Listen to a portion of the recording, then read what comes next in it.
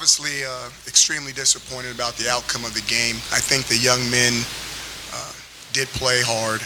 Obviously, the score did not indicate that. But in that locker room, we got a bunch of guys that are hurting, along with a bunch of coaches and a bunch of other people that are members of the family.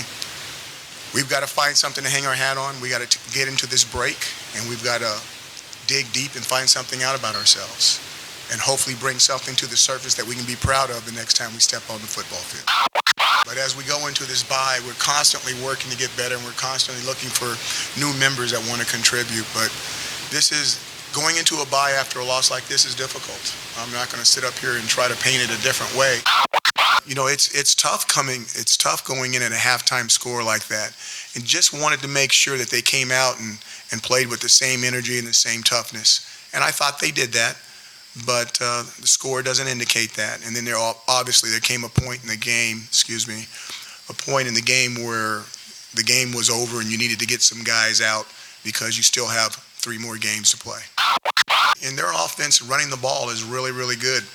Those deep balls down the field obviously did not help, because that, even though they were one-dimensional, it kind of made them two-dimensional by having deep touchdown passes. But we are what we are, and we win as a team and we lose as a team. Final question for Coach.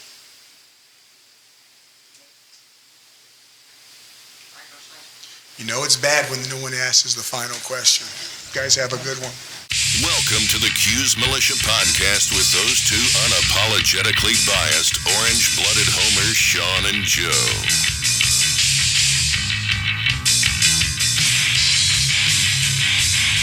What's up, Cuse Nation? Thanks for tuning in to the Cuse Militia Podcast with Sean and Joe. If you like it, please share it. The universal handle for the socials is @Cuse Militia. Go there, join the militia. We are the first Syracuse sports podcast centered around giving you, the fans, a voice. Sorry, I came in late there. I'm all out of sorts. I had all the mics off, so my bad. So I'm back in Virginia Beach, and from the game. Nice little trip yesterday. Yeah, man. How was the weather? It was fun. Weather was cold. No snow? No snow. Phew. You know. You got lucky. Yeah, it was cold though, but I mean, it wasn't terrible. It could have been worse. This is obviously your BC post game. We'll talk. We'll talk about that. Yeah. Lots to chew on. Kind of. We will go over all of that stuff, obviously. But first, you know, I'm back from Syracuse, Joe. Before I left, Joe, what I made sure to do. You know what I made sure to do? Made sure to pack this. You know what this is, Joe? Do you see this? Don't lie. This is my toiletry bag. This is my Manscaped toiletry bag, Joe. Oh. From manscaped.com, okay? Make sure you got the right tools for your family jewels, all right? Did you use that in your mom's bathroom? Hair and body wash. No, I stayed at my cousin's house. Oh, okay. Okay. I'm sure he'd like to know that. He's got an in-law suite, you know? I got my own little private area. Got the body wash. I mean, we haven't even talked about the main thing, Joe. The main thing in this whole set is this trimmer. The trimmer. Oh, here we go. The actual trimmer. Look. It's very quiet. Look, it's rechargeable and it's waterproof, guys. You can't beat that. Fits right in your back pocket, just in case you want to take it on the go. Pocket? What do you need? Just in case you got to take it on the go with you, Joe. You never know what happens. What if your car breaks down on the way to Heather's? Let's say the car breaks down on the way to Heather's. What are you gonna do? Call.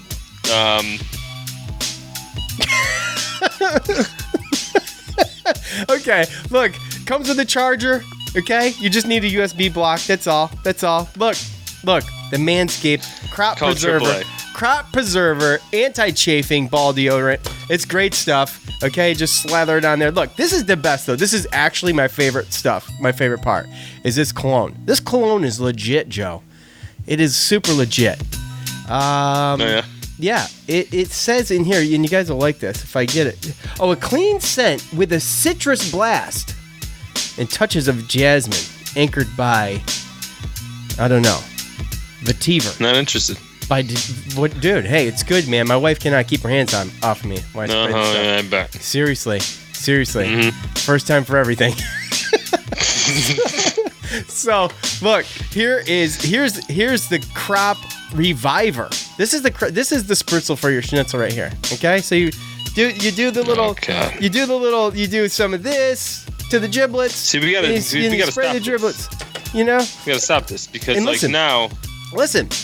You're in Heather's ear, and I feel like she's gonna get it as a gag gift now.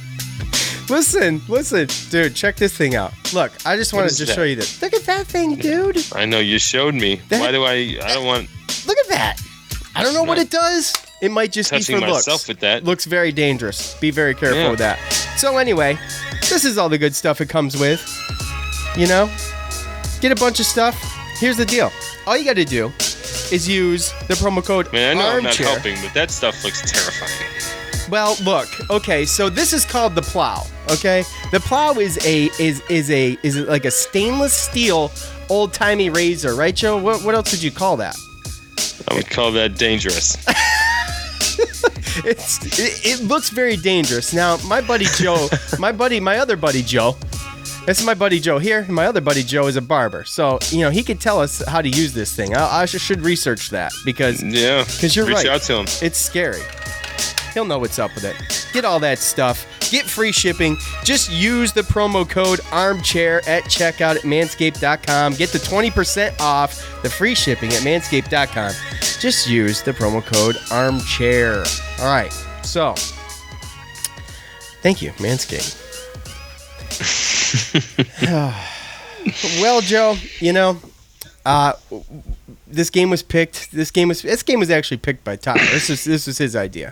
And as time went on, I'm like, this is the best shot at an ACC win. But it turned into a 58-27 massacre in favor of Boston College. The Orange fall to 3-6, 0-5 in the ACC. Still looking for that first ACC win. And if you shake the magic 8-ball right now, Joe, it might come up outlook not so good. Not so good, right? No. Despite back-to-back turnovers that turned into 10 points for the Orange, the Syracuse defense was shredded by Boston College's run game. Bailey had 172 yards and 16 carries, and A.J. Dillon's 3 touchdowns and 242 yards on 35 carries. The Orange defense gave up a record-high 496 yards rushing, and the 44 first-half points scored by the Golden Eagles, that broke another record. We have a list of the records we'll go through if you want to, or maybe not. Added to the mix, 2 big pass plays, 64 yards and 50 yards by BC quarterback Dennis Grosel. He basically caught the Orange determined to stop the run on some. They were both play action. 691 total yards racked up by Boston College was a school record for them. 484. 336 of those 484 were piled on before halftime, folks. Before halftime.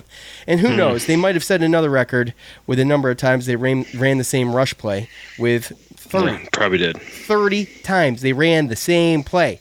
The 3 sacks Boston College totaled seemed like a win for us compared to the last 4 games of 9 sacks allowed, 8 sacks allowed, 7 sacks allowed for our offense. But the Golden Eagles defense only managed 8 sacks the entire year coming into this game. They almost improved that by 50%. So Tommy DeVito had a pretty good game on paper, Joe. 25 of 36 for 289 yards with 3 touchdowns. He extends his passes without an interception to 131. That's really good. However, he did kill one streak, and that was Syracuse actually went 277 plays without a turnover before DeVito, literally straight just dropped the ball on the turn, stretch it for a first down. So with all of this said, Joe, and I'm going to shut up. I'm going to let you talk for a second. With all of this said, Coach Babers today, he fired defensive coordinator Brian Ward. The writing was on the wall. It's been on the wall. The fans have been calling for it. They were calling for it at the game. Some fans don't shut up about it. It was brutal. It was brutal. Defensive end coach Steve Stannard, he'll serve as interim defensive coordinator for the remainder of the season. First, Joe, obviously, breaking news. So. Yeah, well, yes, obviously, based upon some of the games that have gotten out of hand, I think some games we've gone to the second half and been able to make some adjustments and stop them. But I think overall it's been the undisciplined of the defense and how just undisciplined they've been this year. That's really just the story of it. They're trying to make too many plays and try to make up for what the offense can't do, and instead it's turning into just bigger plays and bigger problems for our defense. And I think that's one of the biggest problems that our whole defense has had this year. You don't want to blame one part of the team one way or another, but like I said, you have to be disciplined in your job every single play, and they just haven't shown it throughout this whole year. So kind of see that going, and you can see that coming. And as far as the game goes, this was basically what I feared when we talked about Boston College. It was what I feared, and this is what happens when at this point in the season, teams they figure themselves out. They have identities. They figure out what works, what doesn't work. And like you saw, Boston College wasn't that complicated, but it worked. Right. And that's a team. That's a team with an identity. Now, granted, the numbers that DeVito put up in our offense did look good, but you have to put into account the fact that Boston College's defense really isn't that great. But you're looking at an offense who's got two very good running backs and a solid offensive line, solid tight ends. They come in and they just run down your throat, and they know what they're good at. And at this point in the game, in this part of the season, that's where we should be. That's where a team should be. You should have an identity. You should know what you do good on both sides of the ball, and you should be able to implement that in the game plan and try to put a full game together. And again, this is just another example of this, another game, another example of us not having an identity on offense or defense and never really knowing what to expect. And it turns into that, what you saw on Saturday. I mean, you get, all these games where we're just struggling to get the offense together, and we get a halfway decent offensive performance, and the defense just gets absolutely shredded. And I'm beside myself. It was tight. Yeah. It was tight. It was 17-20. We were up, and then it was, 24-20. And then from there, it was just the two play action plays. It was blown open in the matter of a couple. But this game, Sean, is the epitome of what one season can do. What one season? What can change in one season? Because you remember last year we went up to Boston College and we had an identity. They had a little banged up offensive line and a newer offensive line they were trying to gel, a younger anyway. And they had a decent defense, but wasn't great, and they had an A.J. Dillon who was a little banged up. That's right. Their other I do backup remember there, that. I don't think played that much, right? Yeah. And we came out and we dominated them at Boston College. It was at the end of the year. We knew what we were good at. We had an identity. Now, there's a lot of people that they didn't think we lost a lot of people, over the offseason. They thought that we'd be able to maybe patchwork the linebackers, figure out the offensive line. DeVito was good in the games he played, so we'll be good. And then there was all these expectations from the media. Well, what about Boston College? They just had one more year of growth, one more year of health. They figured out their identity. Oh, and by the way, their defense, they lost, 9 out of 11 starters? And they still look like they the entire kind secondary of hold their own. So, granted, we did score on them, and we did move the ball a little bit. But when you look at it, look at the two drastic of what happened last year to what happened this year, and you look at what we lost and what they lost, would you think that would be the case? You see what I'm saying? No, I totally get it. Proof of it's just about strengths and matchups, and with the team that we have, especially again without having an offensive identity and a defense that's basically playing undisciplined to make big plays to try to make something happen. There's not too many teams that don't have the recipe to beat us.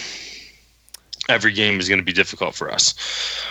And Boston College with that ground and pound, not having McKinley Williams and Chris Slayton in the middle, not having that offense that could score 40, 50 points, that's what you get. Yeah. I misjudged. And like I said, undisciplined. That's what it is. That's why the coach got fired. You can't call play calling coaching getting fired on defense. It's got to be the fact of just the play of the kids. They were undisciplined. They're still not buying in or doing what they're supposed to do. Yeah, obviously it can't be put at the feet of Brian Ward, all of it. Obviously, No, it can't. No, and there's people who might tell you, or maybe they'll get close to telling you. I don't know if anyone will come out and say it. Well, it's all his fault. But it gets there. Like, it gets there because there's a lot of people at the game screaming at the coaches. A buddy of mine texted me. He sits right behind the Syracuse bench. And he said, there's people down here yelling at coaches. And the coaches' wives apparently were telling them to just leave. Like, it was ugly. It was very ugly. Yeah. It was very ugly. And it's it's never a place where you want to be either, as far as like fans and coaches and all that stuff. It's embarrassing. Right. And you don't know what's going on behind closed doors. And again, this isn't what we want to turn into when we have expectations. If you have one good season and then expectations come up, if something like this happens, like, we can't react like this is a fan base. Like, number one, it's definitely it's difficult, and a lot of people look forward to these kind of things. I get the frustration. Like, it was frustrating. I mean, right. I get it, but it's not life or death. Like, everyone's got to go to work in the morning. Like, it's not that big a deal to bring it to that. Because again, yelling and screaming and all that kind of stuff. I mean, who does it help? Well, who does it help? It doesn't. I mean, I read on Syracuse.com today that Dino Babers never had to fire somebody. Never had to fire somebody as a head coach. Really? Their coaches have either left on good terms, lateral or upgrade moves. Yeah. There's some people that he moved to the next school with and didn't bring along, but that's not firing. So, literally, this coach was the first coach that he's had to fire as a head coach. So, I mean, think about that. But there's probably a lot of pressure on him to do so, not just from the fans, obviously. But that's what I mean is, like, is that what we want to push people to have to do? No, this isn't. What I'm saying? This isn't NASCAR where the fans seemingly make all the rules. Right, and I hope that, I mean, and again, you never know what's going on behind closed doors as well. So. That's true too. Maybe he's not keeping up. Maybe he's not holding his recruiting obligations, or maybe there's some personality things or relationship things. You never know what's going on behind closed doors. So right, totally. But either way, this season has pushed Dino Babers to do something that he hasn't had to do, and again, I mean, that's opening to change. That's him admitting that he has to do something to try to switch something up, but. It'd be interesting. Fly on a wall on that one, because I don't think our defense is the one that's let us down this year. But no, they've had a couple games, but they haven't been consistent. That's kind of like the big problem with them. Right. I think at some point they were like, our offense isn't going to do, and we're going to have to do something. We're going to have to make up the points. We're going to have to get fumbles, or some people just thinking about. I mean, dude, honestly. John Beeson on the ACC Network said something about that. Like, I was watching the lead up, the pregame to the game, and John Beeson on the huddle was talking about how he wants to see Kendall Coleman and Alton Robinson stop playing for sacks on first and second down, and basically called them out, like, on the ACC Network, basically saying that looking at the tape, you got two defensive ends that are seniors that are basically they're going for their stats, and they're putting their teammates in crappy positions because they're trying to. I mean, most teams first, second down, most of the time, at least one out of the two is going to be a run anyway. So, I mean, there was an analyst on the ACC Network that came out and basically called them out for basically selfish play. And that's stuff that we've talked about with Dino Babers talking about the things. And again, I mean, I don't want to go as far as saying Dino losing the team, but there were some expectations, some things haven't gone right. And I think that, with losing, these kind of things happen, especially after success. And you get some older players that only worry about going to the pros, like Ryan Alexander, or maybe some of the senior defensive ends and stuff like that. And then this is what you get. You get just selfish or undisciplined play. And when you're not going to beat a team that is selfish and disciplined playing like that ever.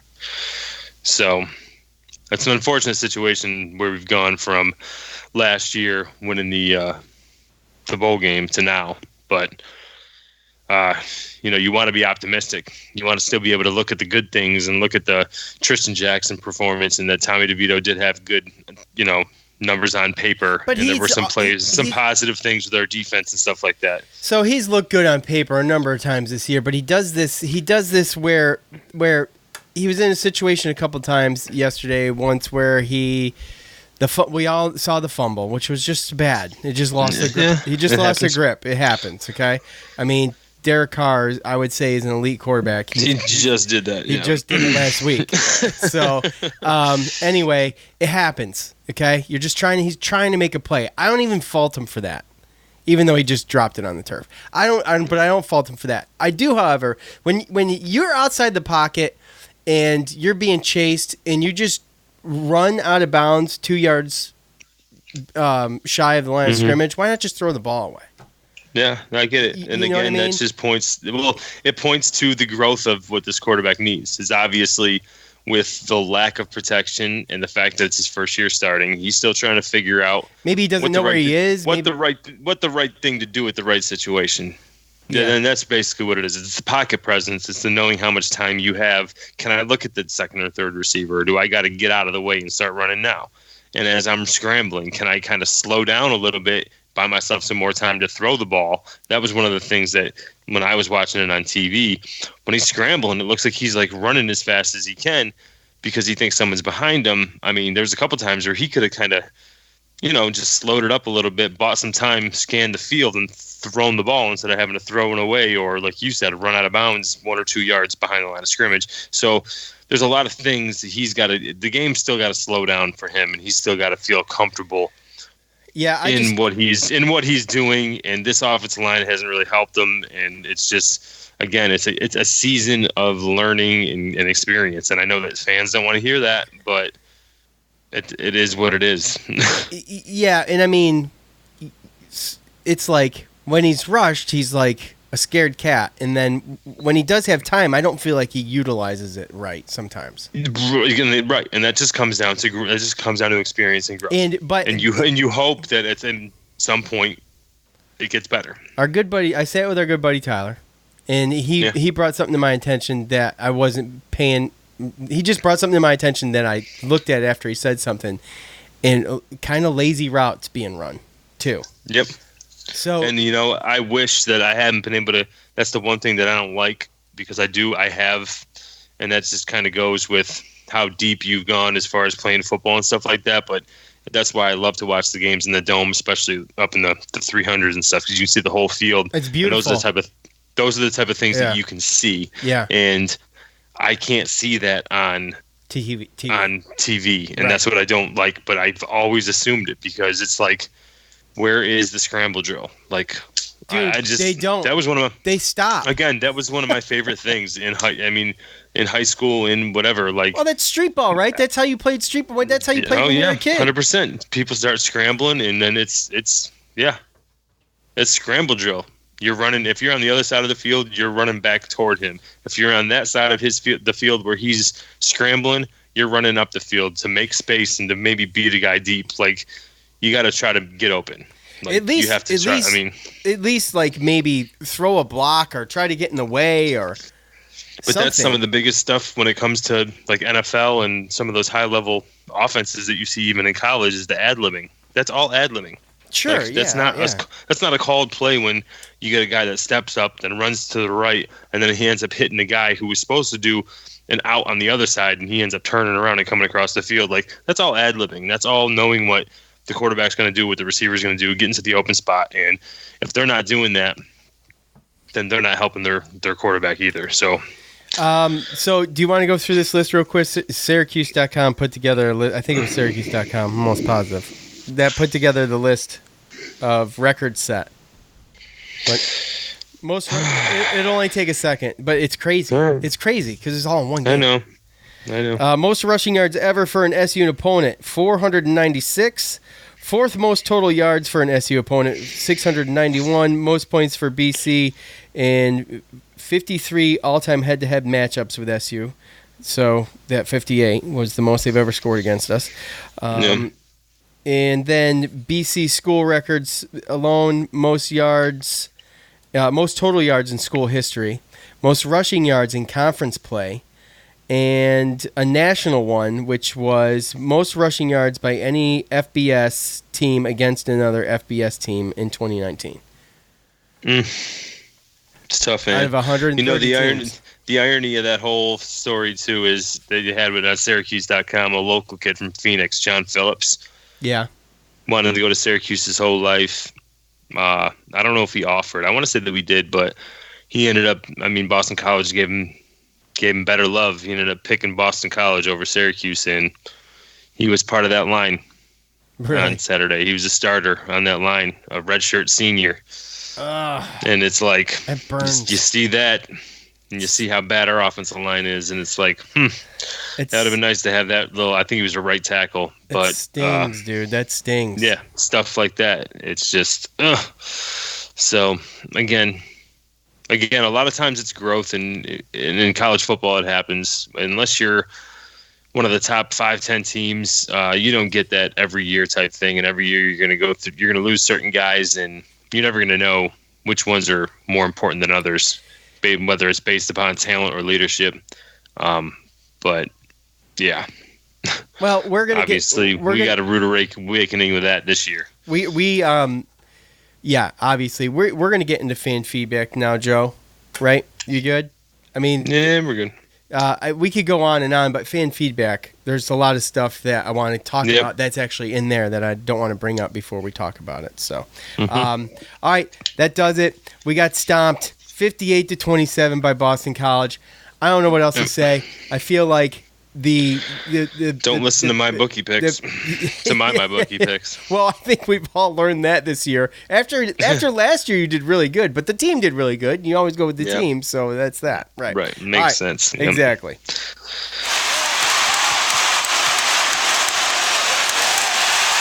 It's time to hear from you, the loudmouths from the Loud House. All right, y'all know what to do. I propose a question at the end of every game for your thoughts. You go to social media, Facebook and Twitter, and you'll see thoughts on the game. Lay it out there, and we try to do as many as we can. If we get to 10 nowadays, Joe, it feels like that's a win. We don't usually, You know what I'm saying? We don't usually get to 10. We've been cutting them short because there's so much conversation, but. Before we get into all of that, we've got to talk about the good folks over at MyBookie. Now, if you don't know already, MyBookie sponsors Armchair Media. We are part of Armchair Media, so we appreciate them. I want to thank them first, and second, I want to tell you about them. MyBookie is a premier place to bet on all your favorite pro and college football. You could bet. Look. Let's be honest. You can bet on baseball. You can bet on NBA. You can bet on whatever. Reality shows. They've got a prop for everything. So if you're going to go bet this season, go with MyBookie. And if you want to bet a little and win a lot, try the parlay. If you like a handful of games, NFL games for the week, you can pick a handful of those games. If you hit on all of them, you can win big. And if you're tired of watching games from the couch and you got nothing going on, go to MyBookie. They want you to get in on the action. And what they're going to do for you is, right now, MyBookie will double your first deposit, give you 100%, match you dollar for dollar up to $1,000. And all you got to do is use the promo code CHAIR to activate that offer. Remember, Manscaped is armchair.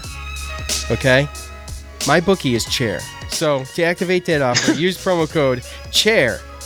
And MyBookie.ag will match you dollar for dollar up to $1,000. If you don't know what online betting is all about, go check it out. If you do know what it's about, then what are you doing? If you like to bet online, hit up MyBookie. They'll take care of you. They take care of us. Thank you, MyBookie. All right. So here's the deal, Joe. All right.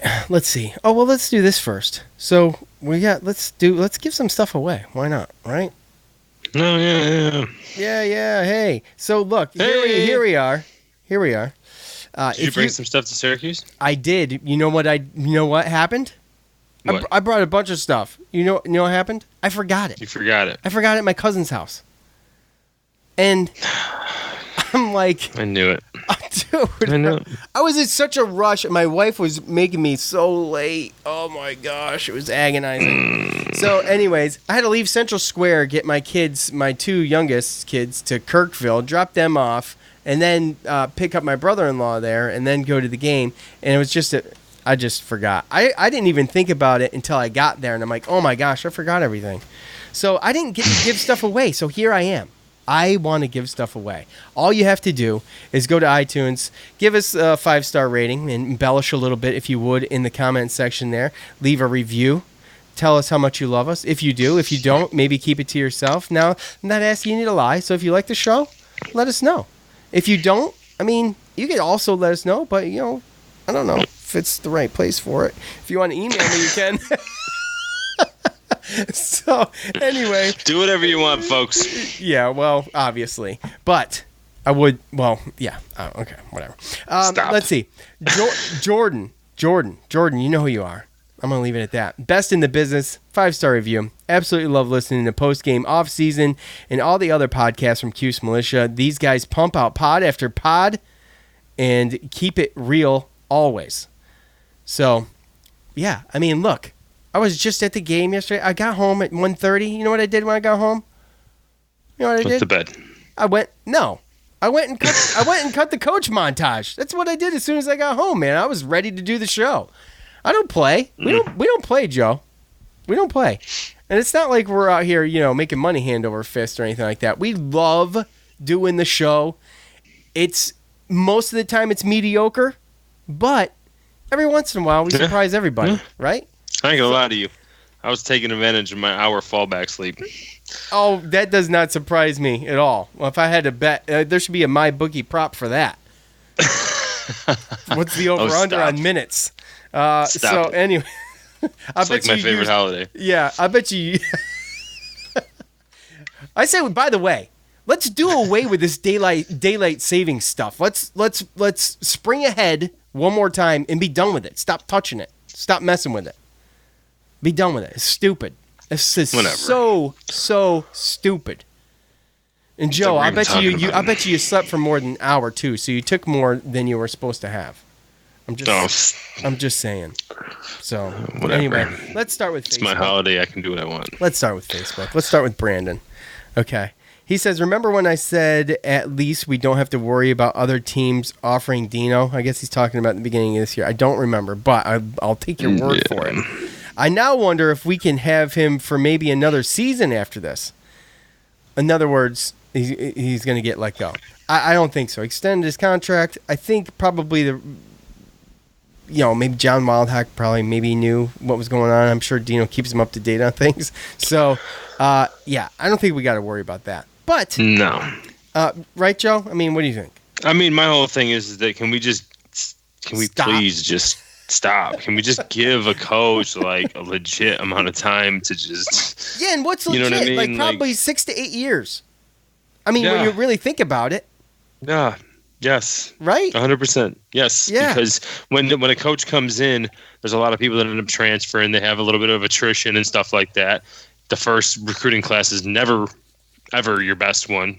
It's probably lower than average. Right. So there's that little. So that's year gap 2. there. That's year 2. Yeah. So when you get to the point where it's like the end of the last guys, and then that couple years in between your guys and your recruits getting to juniors, seniors, like you get the upperclassmen that got to leave first, right? From the you're gonna have coach. that little stint. Like, I don't think people really understand how lucky we were to like last year in our games and our record and the way that the season went. Like there was a lot of luck involved in a lot of just like I said, we were very disciplined. All the little things. They went well. Everything happened. Dungy right. probably the best quarterback to be in that situation at that time. Too. Absolutely right. You're talking about a senior quarterback who's gone through the gauntlet of injuries and wins and plays that just great plays. Yeah. I mean, he's going to be. I don't know. He's definitely going to be up there. I know that Nassib has a lot more like higher numbers than him, but I think that he's more forgettable than Dungy for sure. So yeah, absolutely, I would agree with that. I mean, Dungy made memories. Dungy created Right. I mean, he was a GIF machine. Or GIF, whatever Right. it's called. Whatever you Yeah, whatever and that's you what I it's mean. called. Like, even like I was one of those guys that was mad when I'm not mad, but I was like, you didn't give Schaefer enough time. Now, there's a lot of people that thought that he just wasn't a great coach, wasn't making the right decisions. Well, and that's a good on one level, like, I'm right there, but like Dino has proven that he can make the right decision. It's just I think that they were trying to force a lot of, like I said before in other podcasts, square pegs into round holes, and I think they're figuring out what they need to do to maybe make some changes, and we'll see from there. But to call for his head right now, like, no. Yeah, absolutely not. That's absurd. Well, he wasn't calling for his head, but he said he wouldn't be surprised if he was gone. John No. Wildhack. We just got what, Terry Kinsler. Yeah. Well, yeah. He just verbally committed. He just verbally committed the other day. After the 247 game. Sports has him as a. What's that? After the game. After the game, after before he even committed, the team reached out and said, "Hey, we're letting Brian this person Ward go." Right. Yeah, so he knew, and he still committed. Obviously, it's still a verbal, Defensive but end, he was a priority commit. Defensive end. 247 Sports have him ranked as 4-star, what was it, 3-star, high 3-star, 16th ranked weak side defensive end, and Rivals has him ranked as a 4-star. So, I mean, And he knew about Brian Ward being fired, and I think he was at the game. Oh, I don't know that information, but either way, we got the commit, and he had a pretty impressive top 6. And I'm pretty sure his top 6 had like South Carolina, Penn State, I think Oregon was in there, Virginia. So, Yeah. Joe on Facebook says, by the way, if our offensive line and coaches want to see how to play, watch the BC line on film. They were continuing the play and not just standing around. yeah, That's a stinger, Joe. yeah, Jeez. it was rough. It was rough to watch at some points. I know, but why? I don't freaking get it, man. I don't get it. I don't. Just Boston College knew what they were doing. John says, this team flat out quit. And Joe, we've talked. Okay, look, there was a couple of these, and I might even have one in here. But another one, I mean. But we've talked a lot this year about, like, specifically with Dungy and just kind of, or not Dungy, DeVito, and specifically with DeVito, but the team as well, about how we've watched them fight and not quit and give up. But I got to be honest, man, when they were beat yesterday, they showed it. Their body language was there. Like, some of it did not look great, in my opinion. I mean, just on TV, they looked exhausted, and it just showed that we just didn't really have the depth, especially in the middle, interior-wise, to handle that. They were just – Boston College looked like a well-oiled machine, bro. On TV, you just look at it, they're showing the replays, and you're seeing the pull blocks and just – they're just handling our guys. Whether or not it was our guys just doing the wrong thing or – whether they were just losing their one-on-one battles, but it was just one thing after another. And well, that's how they beat NC State. And at some point, like, you get tired, especially in the secondary, of tackling 240, 250-pound running backs. So, again, I think it was just you get to the end of the game like that and your offense isn't scoring, then it's going to look like that. There's a point in the third quarter there where I thought we had 2 3-and-outs in a row there and we had stopped them. And we kind of gave our team a chance to kind of put some points up there and try to get it close, and it didn't work. And then I felt like after that was kind of when the floodgates came through. Yeah. At Derek Askey, in 30 years, I've never seen more pathetic defensive effort than in today's game. Shameful. Lie. It's a lie. I've seen way worse. Well, they gave up. Greg Robinson era. Greg Robinson era. Yeah. Done. Well, next one. I mean, you can make an argument for that, but they did. That just might be an after a game emotional reaction. But Greg Robinson for 4 years, I'm sorry, no, I can't say that. They broke a lot of records. I think he's going there. On paper, it was pretty damn. It was 691 yards. Almost 500 yards rushing alone. That's pretty freaking bad. That is shameful. Right. Maybe it's not the worst defensive effort you've seen in 30 years, but it's shameful for sure. No. So I'll give him 50% on I've that definitely seen. Yeah, I can go with that. Okay. Oh boy, Debbie times 3. It seems kind of fitting that we finally got some life in the offense today, and the defense just didn't play as well as they have been in previous weeks. Yeah, it's like putting a whole game together. It seems like even in the wins, well, the wins we got were like, I mean, whatever. I don't know. Yeah. You know what I'm saying? I don't even know if I can look Yeah. at. I don't even know if I can look at I those know, and be but like, oh, well, we put a full game together. Honestly, they were talking about it on the ACC Network telecast or whatever that Boston College might have the best offensive line in the ACC, and with the running backs that they have, this is a perfect storm of strengths versus our weaknesses to where it made it look a lot worse than it's just these type of teams, like we talked about it, teams that are going to line up and ground and pound, especially when they have an offensive line like that, we are going to have problems with. And Boston College has figured their part out. And that's what happened. That's what it looked like. We would have had to score every single possession and probably win the turnover battle, like +3 to win that game. Yeah, at turf_on_fire. Stone Nachos. Check them out. Brian Ward gone after this season. Mike Lynch possibly out too. Offensive line QB coach should be gone as well. Well, little did he know. He tweeted this before Brian Ward was gone, but he almost kind of predicted that. So I don't know, Joe. What do you think about offensive coordinator Mike Lynch? Dino departing ways with him as well. Another guy he brought on. Brought with him to Syracuse. When I look at some like a situation like that, when you're coaches and you travel from team to team together and you're kind of like that group and everything, there's a lot of compromise and chance for reconciliation before you get to the firing point. Sure. Right. Yeah, right. Yeah. That's a fly on the wall thing of like, that's not just a one game thing of like, oh, we just gave up all these records. I wasn't thinking about it, but now you got to go because we're 3-6 or whatever. Oh, Brian Ward's watching that defensive display yesterday and going, "Oh my gosh, I'm going to pack my stuff." Basically. But what I'm saying is that there was reasons for, like, it was talked about prior to, right? And there was reasons to it. I mean, we played against Pittsburgh, NC State. We didn't give up that many points. We were one possession away. Yeah, both of those games.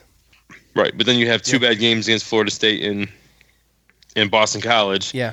Obviously, you had the Maryland game earlier this year, so you can look at that. But we have had some positives on the defensive end through the season. So it really questions me that, like, the offensive line coach is still there, the offensive coordinator is still there, but the little bit of a shining point and shining light that we kind of kept us in some of the games this year, he goes. So that really kind of makes me question what was really going on there.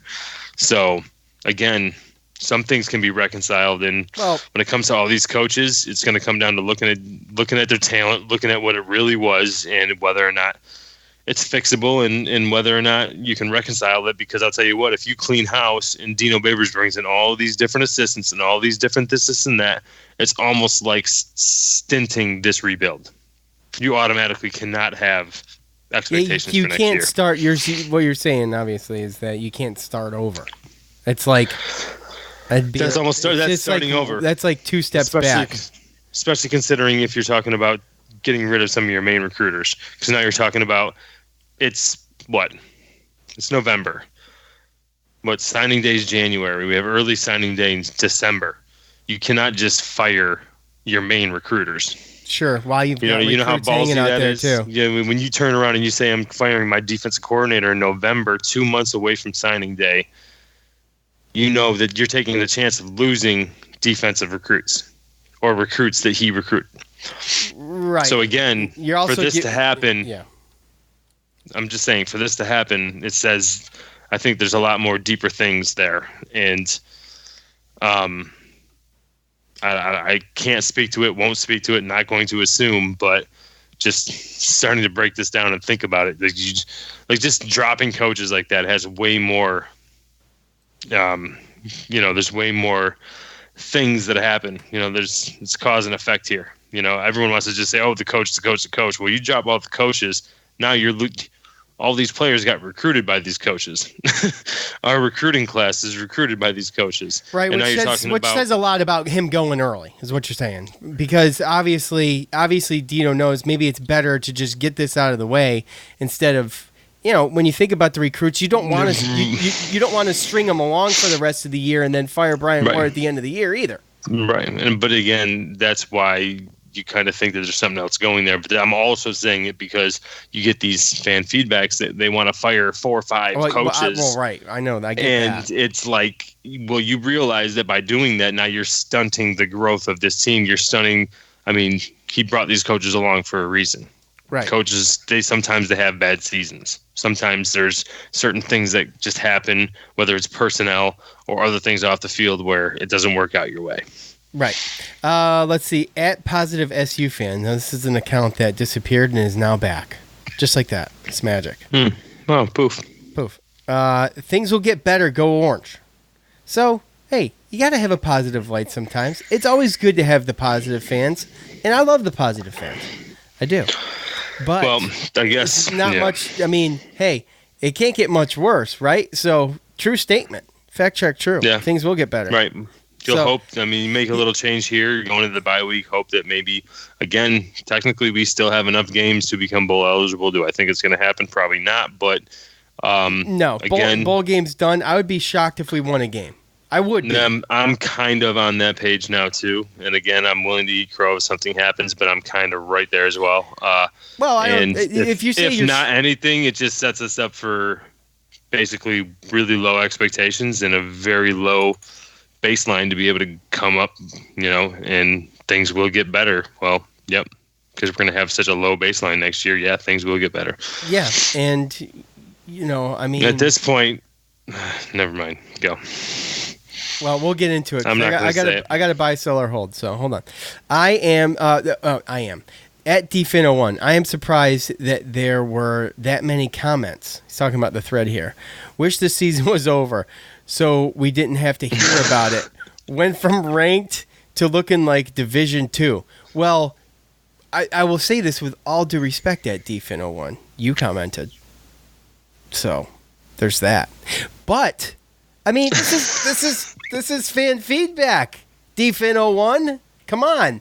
And like I said, I replied to him. I told him. I was like, look, when things are good, we all want to brag, so we get all those comments. When things are bad, people want to vent. So we get those comments. And this is the Cuse Militia Podcast fan feedback thread. And we appreciate all of you who take the time to you got to be able to eat it. You got to be able to eat that crow, man. Because at the end of the day, there's not a lot of football teams that they get to cheer for that every single year. There was a time when Syracuse basketball, we were getting there every single year, and we talked about how we were spoiled as a fan base when we didn't make the NCAA tournament, right? So it's one of those things where you got to be able to eat that because, there's certain teams we beat where we ruin their season or we end up being better than them, and there's screw SU, whatever. But at the same time, those seasons are going to happen to us too, and you can't just crawl into the hole and just pretend like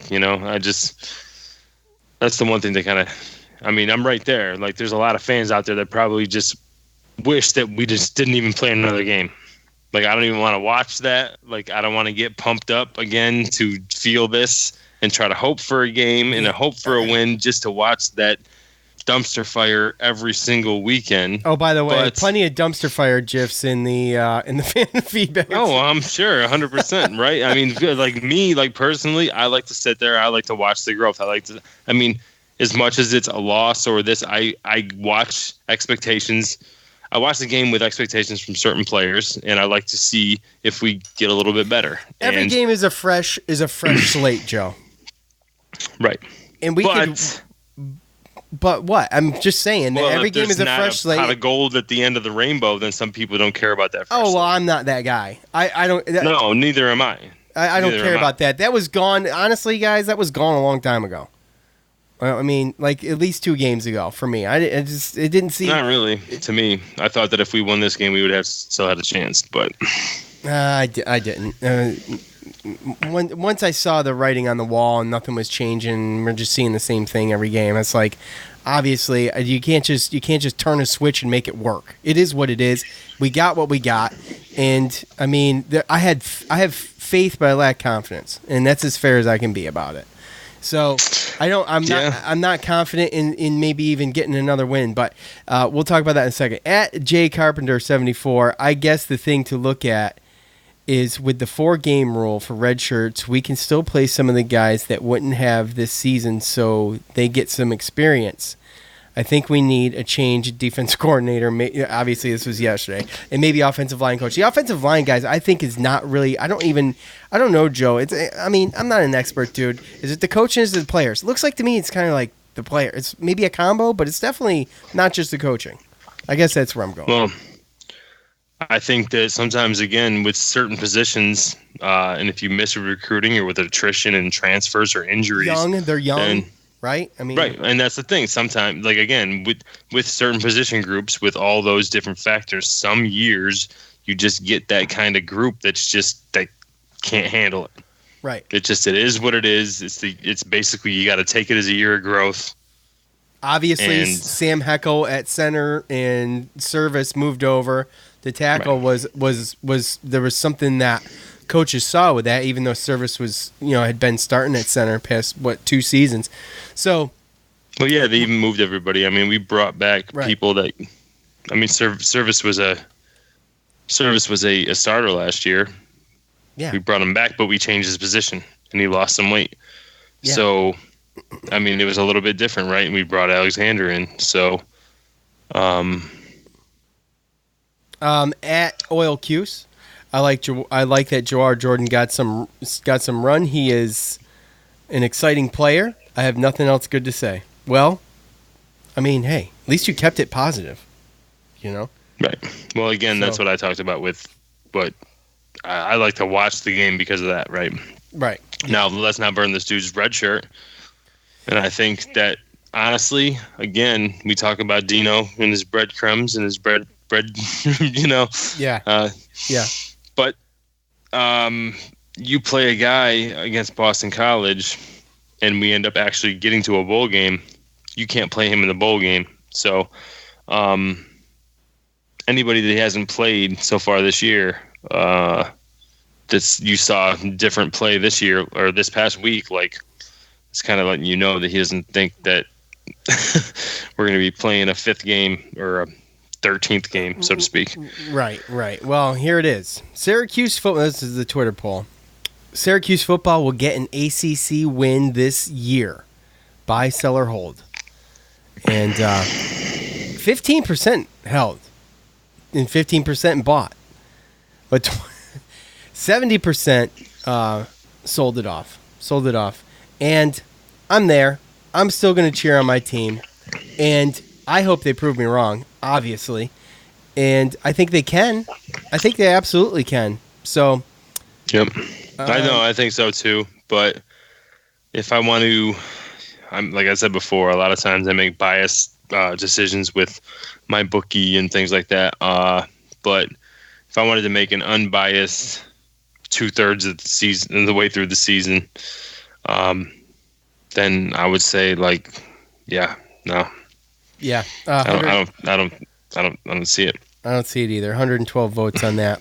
So anyway, appreciate all of you. We took the time to do to comment, go to the socials and take. This is a damn shame because we got a lot of talented seniors that. Oh, I know. I think wasted a season. I know. Well, I know. I mean, I don't want to say it like that, but. Well, you already said you it see earlier. some of these. Well, but you see some of these guys, and it's like, look at some of the years that Sean Riley had, than to see like the year that he had this year. Alton Robinson. Yeah. Some of these guys, it's just, I don't know, it's tough. Yeah. Look, hey, what's his name? What's him or her? I don't know who it is. Let me see real quick. Let me check. Oh, Jordan. I don't think I mentioned to email us, but hopefully you already know that. So that was the iTunes review. So we appreciate it. Make sure you email us. Otherwise, nothing's going to show up in your mailbox. Okay. So, anyways, that's it, Joe. Do you have anything else to add? How we can turn a 58-27 loss into a 1 hour podcast is beyond me, but we do it every week. So well, I think this week especially was more of a. I mean, especially for me, as far as how the season was going to go, and with this team that we were playing and everything, just it kind of was the final straw for me as far as expectations or expecting any type of change in the middle of the season. We are what we are. Anything we make as far as changes coaching wise and everything, I believe that Dino Babers is going to look at it and see whether or not it's fixable. And I think he's going to make the changes that he feels like he needs to make. And yeah, pretty much on to basketball, bro. Yeah. At this point, I mean, we did this an hour long because this is the episode of us basically kind of throwing the white flag up, I think, for this season. And it sucks because I'm going to the Duke game in 2 weeks. I'm spending $40+ to go to a Duke game in which we can still technically you can get a W out of bowl it. Eligible by the numbers we can. But in my heart, do I think that? In my head, do I think that? No. I don't. I'm going to go. I'm going to enjoy myself. I'm going to get ready for basketball. But for the rest of the football season, it's going to be looking at possible future talent that can maybe play these last couple games, and looking toward basically our guys getting experience and what we can look forward to next year. As bad as you don't want to say that. Well, you know what though, it's the consolation prize. It's still exciting, I think. I mean, if you're a true fan, then I think that's one of those things. There's a point in the season where you kind of throw it in. You're like, hey, look, I get it. It wasn't what we thought it was going to be or what I wanted it to be. But there's always next year, and now what can we look forward to next year? And can we get some of these guys in here and get some experience? And, I mean, it's all momentum going into it. As soon as the season's over, it's boom. It's right into you can only get a couple months off, spring, then summer. They're there working out, doing summer school. Like Offspring. Ain't that a band? Offspring? Look, we will be back here, I guess. Dude, I don't know. I don't want to say when, but they play. Might have to be mañana, bro. That's what I'm saying. We might be back tomorrow. And maybe some of you are listening on Monday morning or Monday afternoon. So this is Sunday night. The Syracuse Orange basketball team opens in the Dome against Virginia, the national champion Cavaliers. Yeah, 9 p.m. on Wednesday, which is November 6th. Awesome, because we know basketball season's here now that you're starting to watch games at 9 o'clock in the middle of the week. So there's that. Well, hey. But, we're going to have to, obviously. It's only a 2-hour game. Yeah, I know.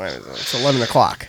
It sucks. It's a little bit of a recharge after these, Yeah. So, anyways, we'll try to get back here tomorrow. Try to hit that up real quick. So, if you're listening to this one, get ready to listen to another one Monday night. Quick turnaround. We appreciate all of you who participated in the fan feedback. Thank you all, obviously, for listening. That's the best part. And thank you to Manscaped. Go to Manscaped, enter the promo code Armchair, get 20% off and free shipping. MyBookie, promo code Chair, and they will match you dollar per dollar. Thanks to James on guitar. For Joe, I'm Sean. We're out. Thanks for listening to the Cuse Militia Podcast, the fan's voice with Sean and Joe.